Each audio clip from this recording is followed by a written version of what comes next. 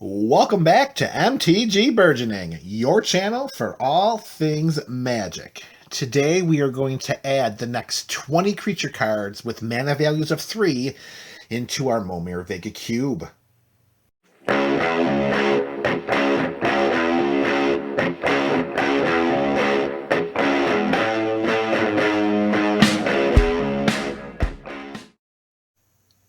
What's up, MTG That is the MTG Burgeoning community. Welcome back to another installment of our ongoing Momir Vig Cube series.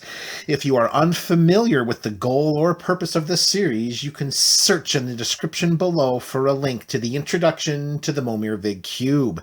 Additionally, while you're fishing down there in the description, you can click the link to Cube Cobra, where you can see the entire contents of the cube as it stands right now. So, without any further ado, we got creature number 1 today, and boy oh boy, does this have game winner written all over it from the 3 spot. It's Mana Gorger Hydra. It's 1/1 trampling Hydra, and whenever a player casts a spell, we're going to put a +1/+1 counter on Mana Gorger Hydra. So let me play out how it's going to work if you're the fortunate player to summon a token copy of this creature to your side of the battlefield. It will sit there on the battlefield, and if you have 3 opponents, every time it gets back to your turn, 4 +1/+1 counters are going to be put on Mana Gorger Hydra. You can only summon 1 creature from the cube per turn, and this is a format that is governed by creatures. So each creature that comes down that's cast, that's summoned from your avatar, from your SIMIC avatar, your SIMIC Visionary Avatar, is going to produce a +1/+1 counter on Mana Gorger Hydra. So let's say we fast forward to 4 turns later, and you're looking at a 17/17 trampler. In a format where each player only begins with 24 life, Mana Gorger Hydra can turn sideways and eliminate an opponent with only a couple of turns. I dare to say that may be the most powerful 3-drop in the cube. Creature number 2, our first multicolored creature, of course, because it's only creature number 2. We have Mantis Rider, 3/3 human monk. It has flying, it has vigilance, and it has haste. It has it all. It has the ability to evade those ground dwellers, and it can attack as soon as it hits the field. 3 points of damage in the air going around the table. It's not as good as Mana Gorger Hydra, but it's definitely worth a spot in the Momir Vig Cube. Mono red here, we have Markov Blade Master, a 1/1 vampire warrior with double strike. Whenever Markov Blade Master deals combat damage to a player, put a +1/+1 counter on it. Let's talk about what Markov Blade Master really is going to do. We're going to turn it sideways. Our opponent will choose not to block for fear of losing their chump blocker anyways. So that our Markov Blade Master will deal combat damage during first strike. 1 point of damage, we put a +1/+1 counter on it. Then it would deal 2 points of damage during regular strike, and we put another +1/+1 counter on it. 1 unblocked attack from Markov Blade Master will result in a 3/3 double striker that, if we continue to get counters on it, is just going to overwhelm the board and win us the game. Creature number 4, mono black. This time we're going to go with Master of the Feast, a 5/5 flying demon. For the investment of 3 mana, something must be horribly wrong. Well, here it is. At the beginning of our upkeep, each opponent draws a card. In a lot of other formats, that may seem like a deal breaker. However, in Momir Vig, our opponents are only drawing an additional land. That's all they're getting. And yes, we do have to discard a land each time we summon a token copy from the Momir Vig Cube, and we do have to play those lands in order to generate the mana to do so. However, it may be worth it to let our opponents get those extra lands to have a 5/5 flyer on the battlefield for the investment of only 3 mana. It will really not take too long before we could overwhelm one of our evasionless opponents with Master of the Feast. Creature number 5 in our first colorless edition, we have Matter Reshaper. It's a 3/2 Eldrazi, and when it dies, we're going to reveal the top card of our library. We put that card onto the battlefield if it's a permanent with converted mana cost 3 or less. And you know for now that every single card in our library is a basic land. So for the purposes of our Momir Vig variant here, Matter Reshaper really should read, when it dies, put the top card of your library onto the battlefield. Next up, in another multicolored creature, we have Mayhem Devil, a 3/3 devil. Whenever a player sacrifices a permanent, Mayhem Devil will deal 1 damage to any target.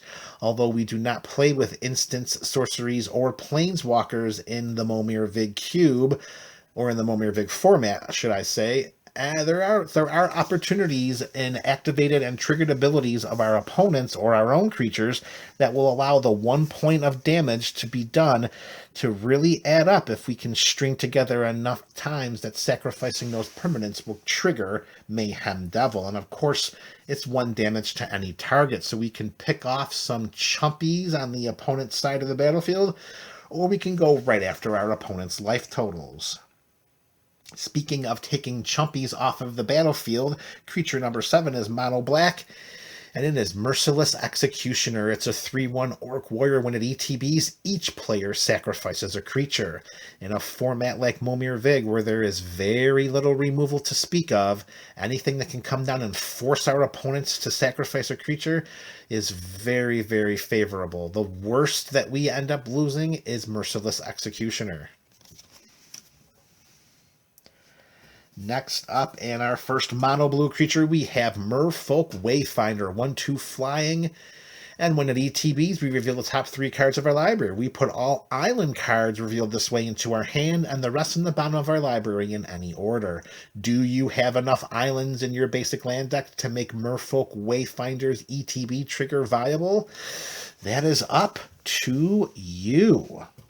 Next up, and a card that could really, really get out of hand if left unchecked, Mentor of the Meek. It's a 2/2 human soldier. Whenever another creature with power 2 or less enters the battlefield under your control, you pay 1, and if you do, you draw a card. Now again, those cards are lands, and we need those lands to put into play to summon our token copies from the cube, but we also need those lands in hand in order to discard 1 per turn that we summon a creature. So Mentor of the Meek, if we can continue to get those creatures with power 2 or less onto the battlefield, which shouldn't be too hard to do if we so choose to summon creatures from the 1/2, maybe the 3 drop, we're going to make sure that we keep those lands flying into our hand, getting closer and closer to getting a creature onto the battlefield ahead of curve and being able to take down our opponents. All right, our next creature, as we hit the halfway point of this video, it is Mirran Crusader, a 2/2 human knight. It has double strike, but it also has protection from black and green. Again, in a format like Momir Vig, where everything is directed upon combat, any form of evasion, like protection from Golgari colors, and any other additional keyword abilities, like double strike, are going to make creatures highly coveted in any spot they're summoned. All right, beginning the second half of our creatures here, number 11, our 3rd consecutive mono white edition, we have Mirror Entity, a 1/1 shapeshifter with changeling, which means it's every creature type at all times. We can pay X mana into Mirror Entity, and until end of turn, creatures we control have power and toughness XX and gain all creature types. Throw 6 mana into Mirror Entity, every one of your creatures are now 6/6. That should be enough to wipe out the entire board of one of our opponents if that opponent's life total is too close to taking lethal damage. Creature number 12, Mono Blue Edition. We have Mirror Image. It's a 0/0 shapeshifter that when it ETBs, it does so as a copy of any creature we control. Just make sure you do not copy a legendary creature, or Mirror Image is going straight to the graveyard and then will be exiled. All right, our second colorless creature of this video, but our first artifact creature, it is going to be Moriok Replica, a 2/2 warrior. We can pay 1 and a black mana to sacrifice it, and we draw 2 cards and lose 2 life. Again, those cards could be more valuable than you think in a format that really relies on discarding them and getting them onto the battlefield to summon our spells. Just make sure you're packing those swamps in your basic land deck, because you can't sacrifice Momir Replica without that black mana. Our next creature is another mono-white edition, and this time we are going to talk about Mystic Crusader, a 2/1 Nomad Mystic. Come on, camera. There we go. It has protection from black and protection from red. So similar to Mirran Crusader, we had a white creature here with double protection. Additionally, if we reach threshold, which means our graveyard has at least 7 cards in it, Mystic Crusader will get +1/+1 and flying. Now, we will most likely get to threshold by the time the game is nearing its end. Whether or not that will be enough for a 3/2 flyer with protection from Rakdos colors to matter, well, that's going to depend on what the game is like and what the board state is dictating. As we reach the 3/4 mark of this video, we have a mono green edition. That's what we started with, and that's what we're going to continue with. This time it is Nantuko Mentor, a 1/1 insect druid. We can pay 2 and a green and tap Nantuko Mentor to give target creature +X/+X until end of turn, where X is that creature's power. This is a perfect way to demonstrate the importance of balancing out the basic land decks. You will not be able to activate this without a forest on the battlefield, and this is one of those abilities that could be completely game-ending because your opponents will have so many headaches deciding who to block, because basically Nantuko Mentor is going to make their blocker die because of its +X/+X ability. Creature number 16, and we are going old school with this bad boy. Look at the artwork on Nettling Imp. It's a 1/1 imp. We can tap it to force one of our opponent's non-wall creatures to attack. If the creature cannot attack, it is destroyed at the end of the turn. This ability can only be used during an opponent's turn and before they attack, and it may not be used on creatures that were summoned this turn. So a couple of abilities that we have to talk about with respect to Nettling Imp. It can't target a wall, and it can't target any creature that was just put into play that turn. We can only do this on our opponent's turn, and if that creature does not attack or cannot attack, well, guess what, folks? That creature is going to die.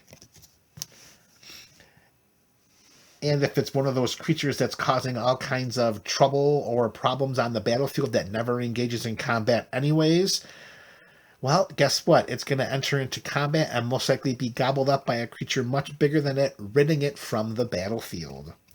All right, next creature, another colorless edition. We have Nurak Replica. It is a 1/4 wizard. We can pay 1 and a blue and sacrifice it to return target creature to its owner's hand. Remember, this is Momir Vig. Every creature on the battlefield is a token copy of a creature summoned from the cube. So for the purposes of this variant, Nurak Replica should read 1 and 1 blue mana, sacrifice it, exile target creature. Because once a token leaves the battlefield, as Nurak Replica's original text says, it ceases to exist. Another mono blue edition, we have Nobilis of the Breath, a 2/1 flying spirit. We can pay a blue, tap it, and we may tap or untap target creature. Just make sure you're packing those island sources in your basic land deck, because that tap-untap ability can cause all kinds of combat headaches. Creature number 19, we have another mono black edition. This is Nixithid, a 7/7 elemental for 3 mana. Oh, you better believe there's going to be some kind of drawback. But in Momir Vig, it's barely going to register on the needle. As Nixithid ETBs, we choose an opponent, and Nixithid gets -1/-1 for each card in the chosen player's hand.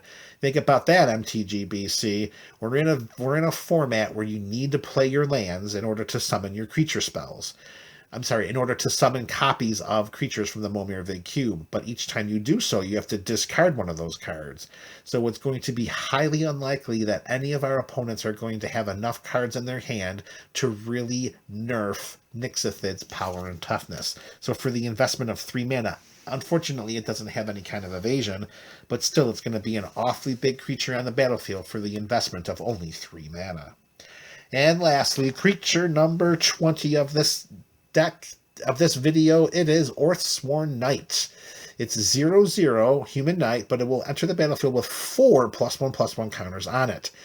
Oathsworn Knight must attack each combat if able, and if damage would be dealt to it while it has a +1/+1 counter on it, prevent that damage and remove a +1/+1 counter from it. So in a way, this can muck up the combat steps, particularly from the defensive purposes of our opponents, because a 4/4 for 3 are pretty good stats, although if it does take the damage, it's going to lose one of those +1/+1 counters. This helps to illustrate one of the woven effects of the Momir Vig Cube, is that not every creature is going to be uber powerful or uber useful.